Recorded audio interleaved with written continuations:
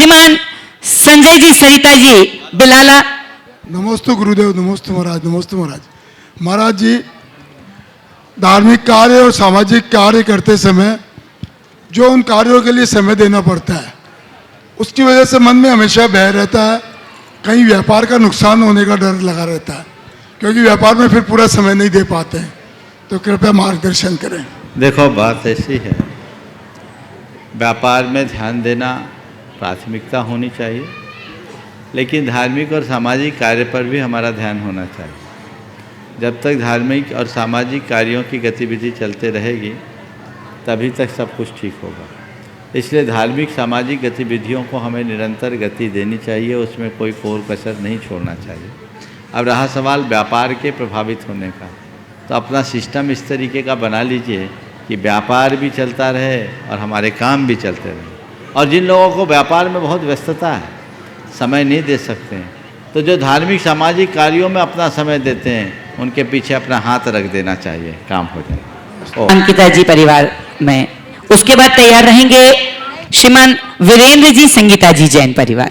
नमोस्तु महाराज जी। महाराज जी, मेरा प्रश्न यह है कि मौन क्यों रहना चाहिए और किन किन स्थानों पर रहना चाहिए? मौन क्यों रहना चाहिए? देखो, मौन अपनी प्रवृत्तियों को नियंत्रित करने के लिए मौन रखा जाता है, और 7 स्थानों में मौन तो सबको रखना ही चाहिए। गृहस्थों के लिए 7 स्थान में मौन रखना कहा है। भोजन के समय, बमन के समय, स्नान के समय, मल मूत्र का परित्याग करते समय, अपने सामायिक पूजन आदि आवश्यक कार्य करते समय, पाप कार्य की जहाँ संभावना वहाँ, और जहाँ झगड़े होने की समस्या हो वहाँ पर मौन रखना चाहिए। महर्षि, मेरा भी एक प्रश्न है। हाँ, बोलो। नमस्ते महर्षि, मैं मान्यतीन चपारा से, मैं रामटेक प्रतियोगिता की छात्रा हूँ।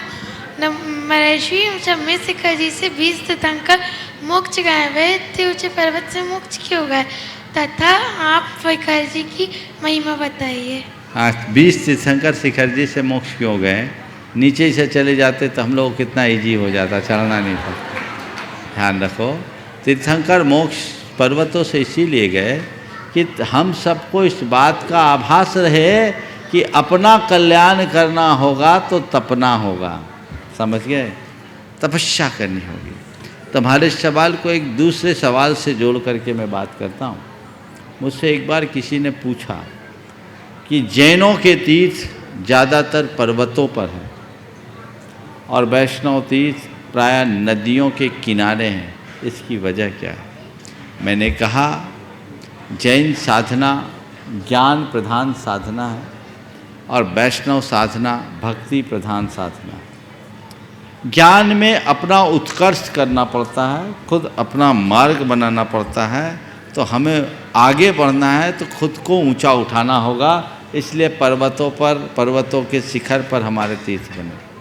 और भक्ति प्रधान साधना में कुछ नहीं है, अपने आप को अर्पित करना होता है। नदी में बह जाओ तो सागर तक पहुंच जाओ, इसलिए वैष्णव तीर्थ नदियों के तट पर। दूसरा, और जैन साधना अग्नि तत्व प्रधान है। हम तपस्या करके कर्म को जलाते हैं, अग्नि तत्व की प्रधानता है। और वैष्णव साधना जल तत्व प्रधान है। वहाँ पर जैन आत्मा से परमात्मा बनते हैं और वे आत्मा को परमात्मा में मिलाते हैं। नदियाँ सागर में मिलती है, इसलिए जैन तीर्थ पर्वतों के शिखर पर और वैष्णव तीर्थ प्रायः नदियों के तट पर मिलते हैं। श्रीमान वीरेंद्र जी संगीता जी परिवार, उसके बाद तैयार रहेंगे श्रीमान जिनेन्द्र जी नरपतिया, जो आज हमारे गुणायतन के ट्रस्टी बनने के गौरव को प्राप्त किए हैं। नमोस्तु महाराष्ट्री, नमोस्तु महाराष्ट्री।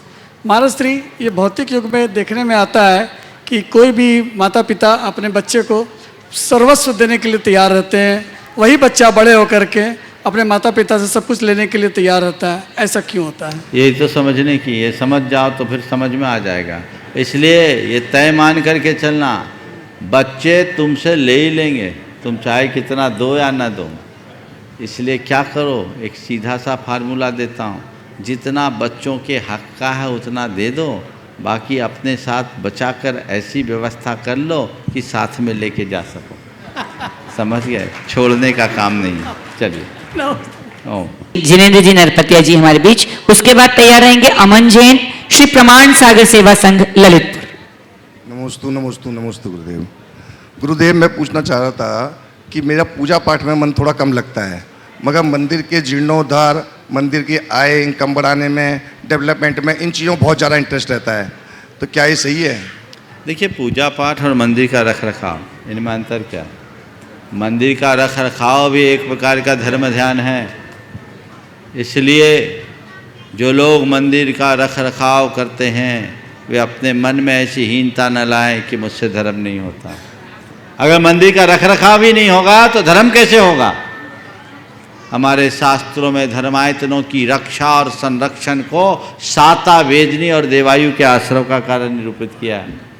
इसलिए हताश मत हो, पर एक सलाह देता हूँ, इतना सब कुछ करते हो, पूजा पाठ और करने लगो, सोने में सुगंध वाली बात हो जाएगी, दोहरा लाभ हो जाएगा।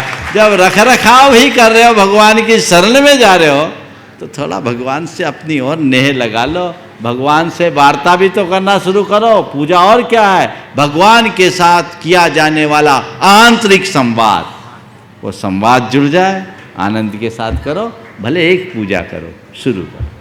हाँ, अमन जी जैन, प्रमाण सागर संघ सेवा संघ ललितपुर। उसके बाद तैयार रहेंगी श्रीमती मंजू जी डालमिया, जो आज गुणायतन के ट्रस्टी बनने का गौरव प्राप्त किए हैं। गुरुदेव नमोस्तु नमोस्तु नमोस्तु। गुरुदेव, भून सा जीवन है इंसान का, भून सा जीवन है इंसान का, लेकिन अहंकार सागर से भी बड़ा क्यों है? गुरुदेव नमोस्तु नम।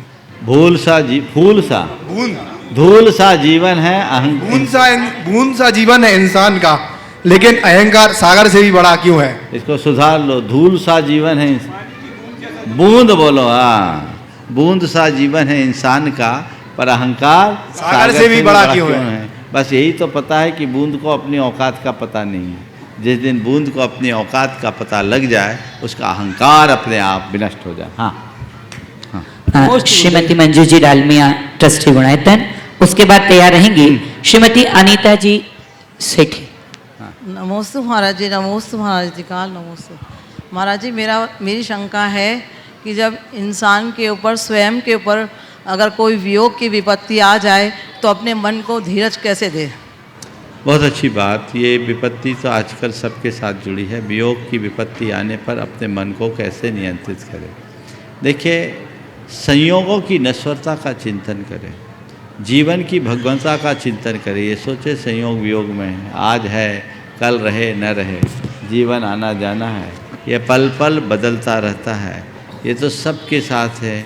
हमने अनंतों संयोग पाए हैं और अनंतों संयोग बदले हैं। ये क्रम चलता है, चलता रहेगा। हम आने जाने वाले लोगों के जीवन को देखें तो सब चीज़ें ठीक हो। और एक बात अपने मन में देखें कि मेरे साथ सामने वाले का इतना ही संयोग था, ये हृदय में बैठा दें। बस इतने दिन का संयोग था, जीवन हकीकत है। और उस समय सोचना चाहिए, हमारे रोने से कोई लौटने वाला तो है नहीं, जो आया है वो जाएगा।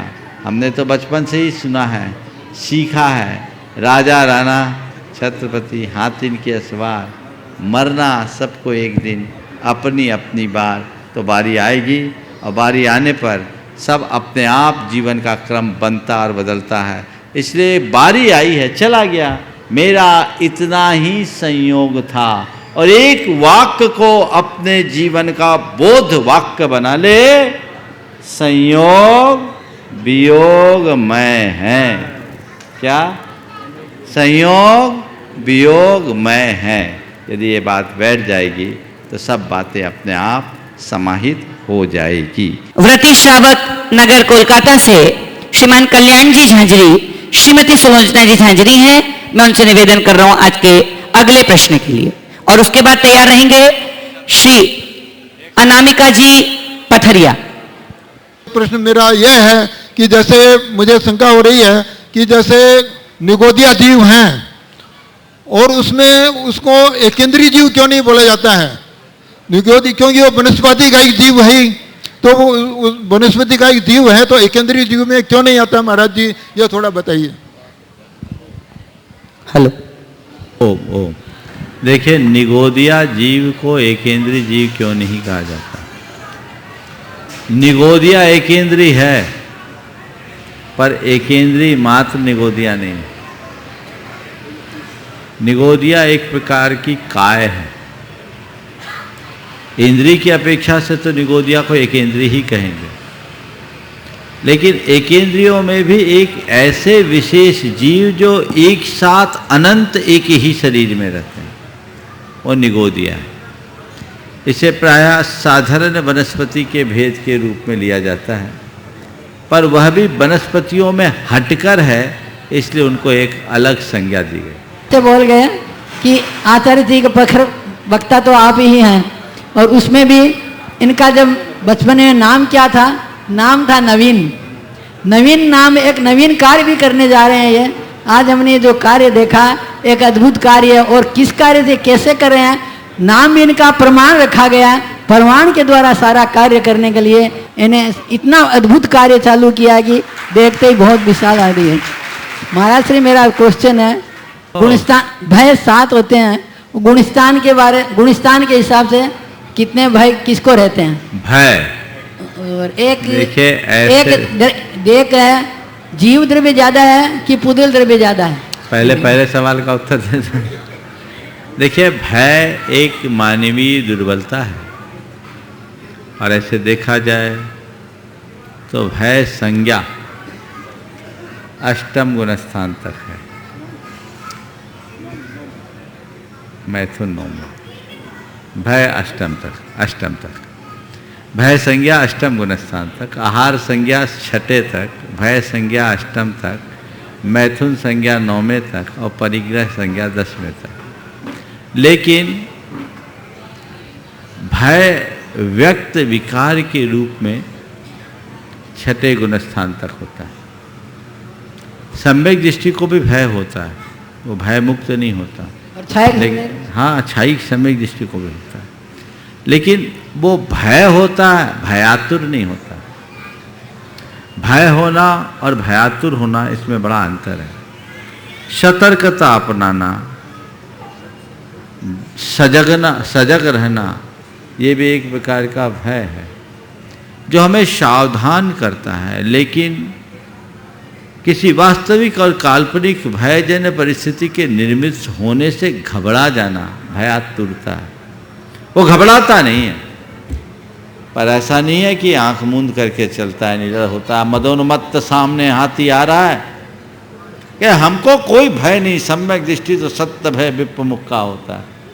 तो हाथी के सामने अड़ जाए, उसको सम्यक दृष्टि कहोगे कि पागल?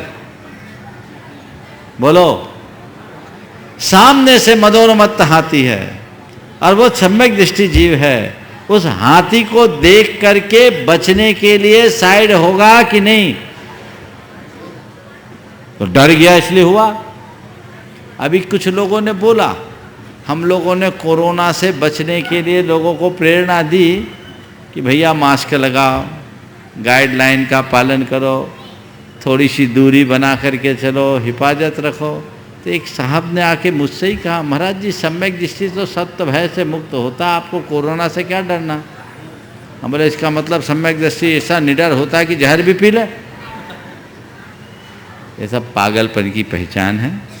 भय होना और भयातुर होना, इन दोनों में अंतर है, और जीव द्रव्य से अनंत गुना पुद्गल है। नमस्कार। अनामिका जी जैन पथरिया, उसके बाद तैयार रहेंगे प्रभात कुमार जी एवं समस्त समाज गोरेगांव। नमोस्तु महाराज जी, नमोस्तु। मैं भक्तांबर हीलिंग करती हूँ और भक्तांबर जी के माध्यम से सभी को हीलिंग देती हूँ और सभी के कल्याण की भावना करती हूँ।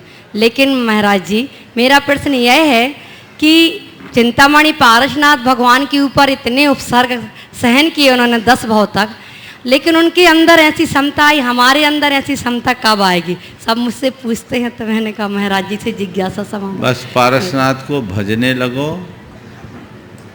अपने आप सहनशीलता आ जाएगी। समझ गए? नाम लोग पारसनाथ का करते हैं और काम कमठ का करते हैं, तो क्षमता कहाँ से आए? ये ठान लो, हम पारसनाथ का नाम लेंगे, पारसनाथ का काम करेंगे। ओम। नमोस्तु महाराज। प्रभात कुमार जी, हम समस्त गोटेगांव समाज के लोग परम पूज्य मुनि श्री के चरणों में मेरा और मेरे परिवार का और समस्त गोटेगांव परिवार से त्रिकाल बार नमोस्तु नमोस्तु। गुरुवर, मेरा प्रश्न है कि जैन दर्शन का मूल अहिंसा धर्म है और तदनुसार कहा जाता है जियो और जीने दो। इसके प्रथम जियो यानी स्वयं जीने का आदेश है, फिर जीने यानी अन्य जीवों की रक्षा का उपदेश है। इसमें प्रथम स्वयं जीने का उपदेश किस अपेक्षा से है? अरे हम जिएंगे तभी तो किसी को जीने देंगे, हम ही नहीं जिएंगे तो किसी को जीने देंगे। इसलिए खुद जियो और खुद जीने दो। समझ गए? नमोस्तु गुरुवर, नमोस्तु नमोस्तु। अगला श्रीमान पवन जी, पंकज जी, पीयूष जी पहाड़िया से एक प्रश्न के लिए तैयार हैं। परम पूज्य मुनिवर के चरणों में त्रिकाल नमोस्तु नमोस्तु नमोस्तु। मुनिवर, हम लोग गृहस्थ जीवन में रहते हैं, हमारे साथ जो लोग रहते हैं आसपास के, कई बार वो आस्तीन के सांप की तरह व्यवहार करते हैं। तो मेरा ये प्रश्न है कि हम उनसे किस प्रकार बचें और किस प्रकार हम अपने परिणाम निर्मल बनाए रख सकें। गुरु, सपेरों को देखा है? बोलो, सपेरों को देखा है कि नहीं देखा? वो सांप रखते हैं ना, हाँ जी, पर बचे रहते हैं। तो बस मैं इतना ही कहूँगा, किसी की बड़ी सार्थक पंक्तियाँ, सांपों से निपटने के कुछ पैतरे भी सीख। सांपों से निपटने के कुछ पैतरे भी सीख। यदि तुझे रहना आलम फना में, रहना आलम फना में, इस दुनिया में रहना है तो थोड़े पैतरे सीखना चाहिए। समझ गए? तो ये सांप है, रहेंगे, आस्तीन के रहने दो। अपने पास एक ऐसी नागदमनी रखो कि सांप कितना भी दंश मारे उसका जहर न पड़ पाए, उससे तुम अप्रभावित रहो। अब सांप है पले हुए तो रहेंगे ही, पाले क्यों? अब आस्तीन में है तो है, चिंता मत करो, बस अपने सुरक्षा का ख्याल रखो, उनसे प्रभावित ना हो। पर मुश्किल तो तब होती है जब आप आस्तीन के सांप को रात दिन दूध पिलाते हो, उसे पाल पाल के मोटा करते हो, फिर कहते हो अरे ये तो आस्तीन का सांप बन गया। अरे भाई, पहले ही उसे भांप लो तो बात ही कुछ नहीं होगी। समझ गए? नमस्ते गुरुवर, नमस्ते गुरुवर, नमस्ते। श्रीमान अशोक जी, सुषमा जी सिंघई खुरई, ट्रस्टी गुणायतन। उसके बाद तैयार रहेंगे श्री संजीव जी सेठी, गया। नमोस्तु भगवान। परम पूज्य आचार्य श्री जी ने कहा था, हम सत्य के अनुरूप चलेंगे तो वह सिर्फ वह सुंदर होने वाला है, हम सत्य को छोड़ देंगे तो सब समाप्त हो जाएगा। गुरुदेव, हम सामान्य नागरिक के रूप में देख रहे हैं कि सत्य या जिसे न्याय कहें, उसकी प्राप्ति में और उसे प्रतिष्ठित करने में वर्षों और कभी कभी पूरा जीवन लग जाता है, जबकि असत्य अधिकार पूर्वक सर्वत्र राज करता है। हे प्रभु, ऐसे में हम क्या करें? चंदन का पेड़ देखा है? बोलो, देखा है ना? कितने दिन में लगता है? अधिक समय में वर्षों लगते हैं तब चंदन का पेड़ फलता है। और बेशरम क्या होता है? चाहे जहाँ उगाता है उसको सींचना भी नहीं पड़ता, फेंक दो अपने आप उगाता है, इसीलिए उसका नाम बेशरम है। समझ गए? और झारखंड बिहार में उसके लिए एक दूसरा शब्द है जो आपको बता देता हूँ, उसका नाम है थेथर। थेथर, थेथर यानी एकदम बेशरम, वो पर्यायवाची शब्द है। समझ गए?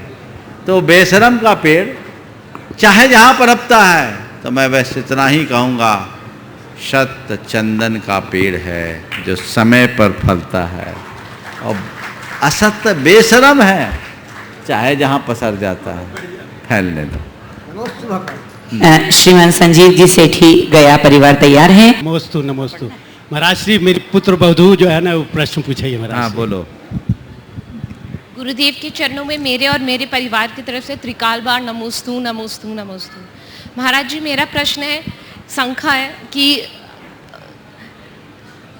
बोलो, घबराओ नहीं। हाँ, कि विचार में जो भिन्नता होती है, जैसे नंबर 9 है, मेरी को नंबर 9 दिख रहा है और सामने वाले को भी नंबर 6 दिख रहा है। दोनों को अपनी अपनी तरफ से दोनों सही हैं, बट उस वक्त क्या करना चाहिए? देखिए, हमें अगर 9 दिख रहा है तो हम 9 पर ध्यान दें, सामने वाले को 6 दिख रहा है वो 6 को ध्यान दे, लेकिन हम इस बात के लिए सामने वाले से लड़े नहीं कि तुम इसको 9 बोलो और सामने वाला इस बात के लिए लड़े नहीं कि तुम इसको 6 बोलो। तुम्हें जो दिख रहा है तुम ऐसा देखो, लेकिन उसे वैसा ही मत समझो। 9 को पलटने से 6 भी होता है, ये समझ हमारे अंदर होनी चाहिए। तो हम 9 देख रहे हैं और कोई कह रहा है 6, बोले हाँ 6 भी है, समझ गए? इतनी उदारता अपने अंदर होनी चाहिए। हम अपने दृष्टिकोण पर स्थिर रहे, पर सामने वालों के दृष्टिकोण का सत्कार करना भी सीखें। डॉक्टर नीलम जी सराफ ललितपुर, बोलो। और उसके बाद तैयार रहेंगे। हाँ बोलो जल्दी। हाँ, नमोस्तु महाराज। महाराज श्री बोलते हैं कि हमें आज में जीना चाहिए, लेकिन हमारा धर्म ऐसा कहता है कि अगर तुम्हारे साथ कुछ बुरा हुआ तो वो पहले के पाप कर्म का उदय है, या अगर तुम्हारे साथ कुछ अच्छा हुआ तो पहले के पुण्य कर्म का उदय। ये भी या फिर अभी अच्छा करेंगे तो आगे जाकर तुम्हारे साथ अच्छा होगा, या अभी अगर बुरा करा तो तुम्हें नरक गति मिलेगी। तो महाराज श्री, इन सब में हम आज में ही आगे का या पहले का सोचने लगते हैं। तो मेरा प्रश्न ये है कि ये सब में कैसे हम तालमेल बैठाएं कि हम आज में जी सकें। बहुत अच्छा सवाल है। आज में जीने की बात की जाती है, पर हमें हमेशा बीते कल से जोड़ा जाता है, आने वाले कल के लिए जोड़ा जाता है। ये क्या है समझो। आज में जीने का अर्थ क्या है, और हमें बीते कल या भावी कल की बात जो बताई जाती है उसका अर्थ क्या है। आज में जीने का मतलब कुल इतना है कि अतीत की स्मृतियों को अपने ऊपर हावी मत होने दो, और भविष्य की कल्पनाओं में कभी खो मत। लेकिन आज में जीने का ये अर्थ कभी नहीं है कि अतीत के अनुभवों का कोई लाभ न लो और भविष्य के प्रति कभी कोई सतर्कता न रखो। आज में जीने के अर्थ को व्यापकता से समझो। आज में जीने का मतलब आज को सार्थक बनाओ, और आज को हम सार्थक तब बना सकेंगे जब हम अपने बीते हुए कल का अनुभव पाएंगे, और अपने आने वाले कल को हम सफल तब बना पाएंगे जब हम आज कल के प्रति सतर्क रहेंगे। तो ये जो कहा जाता है कि तुम्हारे जीवन में जो कुछ घटा वो तुम्हारे पिछले जीवन का है, और आज जो तुम करोगे वो कल होगा, ये दोनों बातें एक पीछे के अनुभव से जुड़ा है और एक भविष्य की सुरक्षा के प्रति एक सतर्कता का संदेश लिया हुआ है। इसलिए इन दोनों बातों को ध्यान में रखना, और ये भी तभी होगा जब हम आज को सुधारेंगे। जो अतीत का फल मिल रहा वो भी आज मिल रहा है, और भविष्य का बीज बन रहा वो भी आज बन रहा है। इसलिए अतीत चाहे अनंत हो, भविष्य चाहे अनंत हो, पर हमारे लिए करने का कुछ है तो बस वर्तमान है, उसी से हम सब कुछ कर सकते हैं। डॉक्टर नीलम जी सराफ ललितपुर, उसके बाद तैयार रहेंगे श्रीमान अनिल कुमार जी, श्रीमती सुषमा जी बांद्री, अंकुश आकांक्षा जैन, आशा जैन, श्री जैन, कीमती कुमार जैन, डॉक्टर सौरभ जैन। मुनिश्री, मेरी और मेरे परिवार की तरफ से तथा विधानकर्ता परिवार की तरफ से आपके चरणों में कोटि कोटि शा नमोस्तु। मुनिश्री, मेरी जिज्ञासा है कि बचपन में हम एक खेल खेलते हैं राजा मंत्री चोर सिपाही का। इसमें चोर के पॉइंट्स 0 होते हैं, पर हमारे मन रूपी चित्त चोर को राजा माना जाता है। मुनिश्री, जब राजा ही चोर हो तो हमारे जीवन का कामकाज कैसे चल सकेगा? कृपया मार्गदर्शन दें। कबीर का एक दोहा मुझे याद है, बेढ़ा दीनों खेत को, बेढ़ा खेती खाए, नृप करे अन्याय तो न्याय कहाँ से पाए। तो बिल्कुल ठीक है, मन राजा है, लेकिन राजा ही चोर हो जाए तो जीवन का कोई ठौर नहीं। इसलिए हमें मन को चोर बनने से बचाना होगा, मन को मालिक बनाओ और वह तभी संभव होगा जब हम मन को सही प्रशिक्षण दें, सही दिशा दें, सही दृष्टि दें। डॉक्टर सौरभ जैन अग्रिम और पूरा परिवार सामने है, और डॉक्टर सौरभ जैन के लिए एक बार आप जोरदार करतल ध्वनि करेंगे। अभी नहीं, पूरे कोरोना काल में आचार्य को समर्पित होते हुए लगभग 6500 बार आपने चिकित्सीय परामर्श दिया।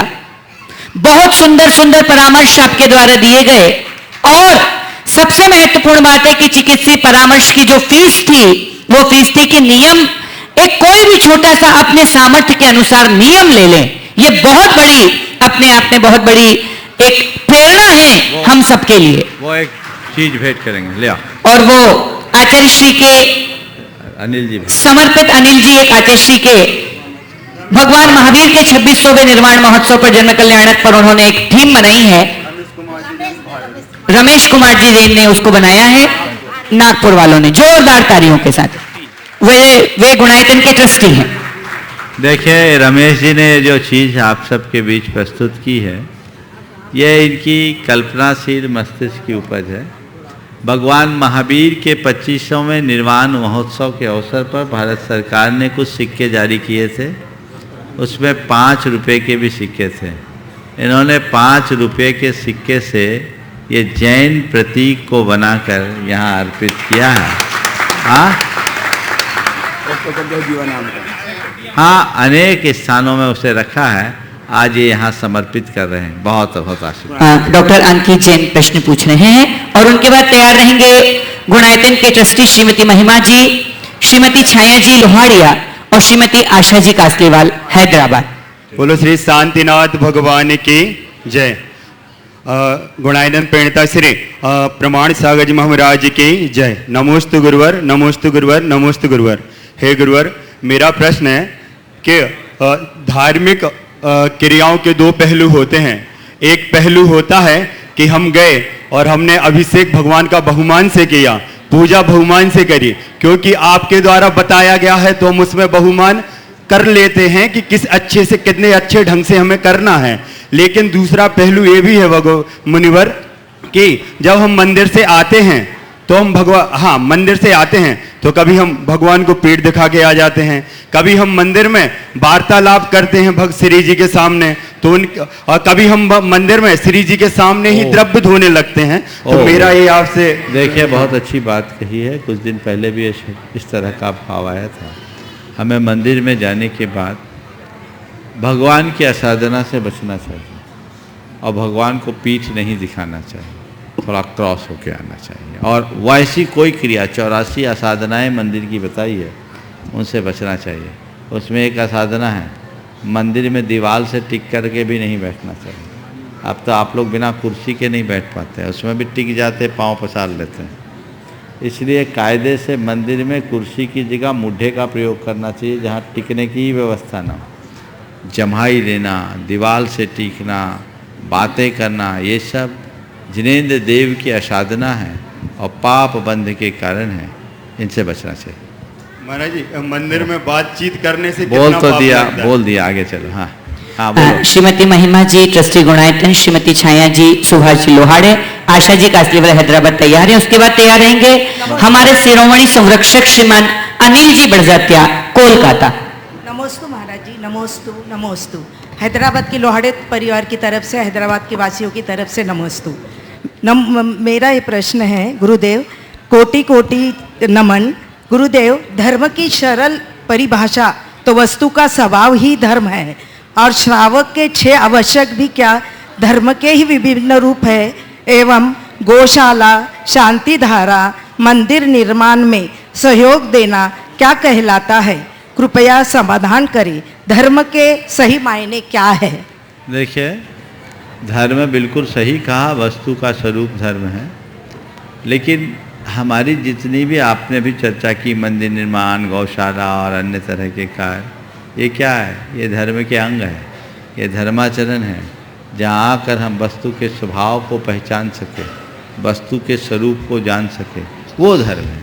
तो वस्तु के स्वभाव को जानने के लिए हमें यहीं आकर के प्रेरणा मिलेगी। चाहे आप पूजा करो, पाठ करो, स्वाध्याय करो, चाहे शंका समाधान अटेंड करो, ये धर्म नहीं है। ये धर्म का एक अंग है जिससे हमें धर्म की प्रेरणा मिलती है और धर्म की भावना को बल मिलता है। हाँ बोलिए। घर बैठे अपने भक्तों को अपने प्रवचन के द्वारा प्रेरणा और संस्कार देने वाले मुनिवर के चरणों में मेरा, मेरे परिवार का और हैदराबाद वालों की तरफ से 3 बार नमोस्तु गुरुदेव।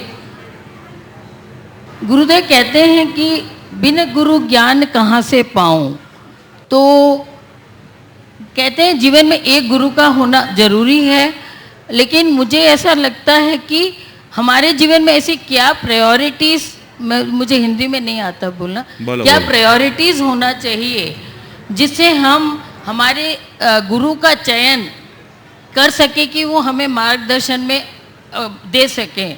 तो और गुरु ऐसे मिले हमें जो हमें अपनाने के लिए बिल्कुल तैयार हो।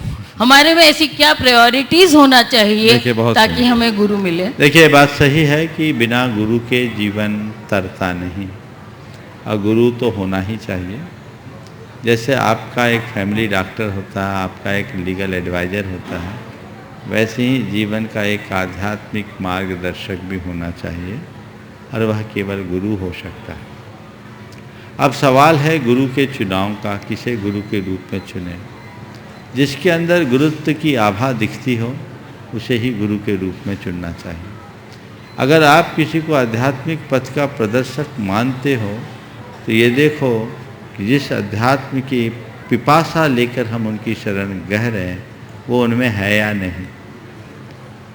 वे कहीं हमारी तरह विषय कषायों में तो रच बसने वाले नहीं हैं, हमारी तरह गोरख धंधे में उलझने वाले तो नहीं हैं।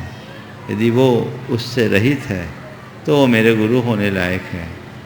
अब गुरु को चुनने के लिए या गुरु को पाने के लिए क्या करना चाहिए? कुछ नहीं करना चाहिए, अपने आप को शिष्य बनाने की क्षमता बना लेनी चाहिए।